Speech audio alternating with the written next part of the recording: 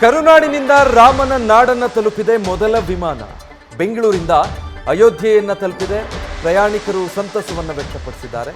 ಈ ಮೊದಲು ಲಕ್ನೋ ತಲುಪಿ ಅದಾದ್ಮೇಲೆ ಅಯೋಧ್ಯೆಗೆ ತಲುಪಬೇಕಾಗಿತ್ತು. ಡೈರೆಕ್ಟ್ ಫ್ಲೈಟ್ ಕನೆಕ್ಟಿವಿಟಿ ಇರಲಿಲ್ಲ. ಬಟ್ ಈಗ ಮೊದಲನೇ ಅಂಥ ವಿಮಾನ ನೇರವಾಗಿ ಅಯೋಧ್ಯೆಗೆ ತಲುಪಿರೋದ್ರಿಂದ ಪ್ರಯಾಣಿಕರು ಸಂತಸ ವ್ಯಕ್ತಪಡಿಸಿದ್ದಾರೆ. ಇದೇ ಮೊದಲ ಬಾರಿಗೆ ನೇರವಾಗಿ ಅಯೋಧ್ಯೆಯನ್ನ ಈ ಫ್ಲೈಟ್ ತಲುಪಿರೋದು. ಏರ್ ಇಂಡಿಯಾ ವಿಮಾನವನ್ನ ಯುಪಿ ಸಿಎಂ ಉದ್ಘಾಟಿಸಿದ್ದಾರೆ. ಆದಿತ್ಯನಾಥ್ಗೆ ಸಚಿವ ಜ್ಯೋತಿರಾದಿತ್ಯ ಸಿಂಧಿಯಾ ಕೂಡ ಸಾಥ್ ನೀಡಿದರು. ಅಯೋಧ್ಯೆಯಲ್ಲಿ ರಾಮ ಮಂದಿರ ಲೋಕಾರ್ಪಣೆ ಹಂತ ಹತ್ತಿರ ಆಗ್ತಿದ್ದ ಹಾಗೆ ಅಲ್ಲಿನ ಕನೆಕ್ಟಿವಿಟಿಗಳನ್ನು ಹೆಚ್ಚಿಗೆ ಮಾಡಲಾಯಿತು. ಅಂತಾರಾಷ್ಟ್ರೀಯ ವಿಮಾನ ನಿಲ್ದಾಣವನ್ನು ಅಲ್ಲಿ ಸ್ಥಾಪಿಸಲಾಯಿತು.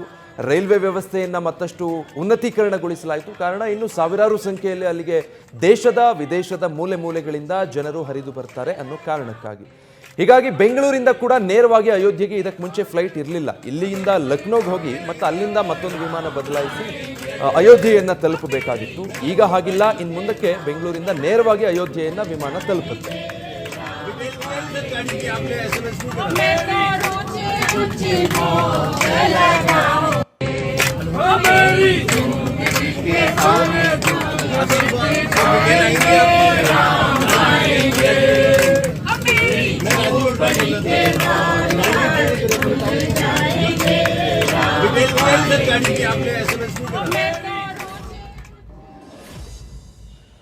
पहले जब आए तो किस तरीके से आए? बहुत अच्छा है.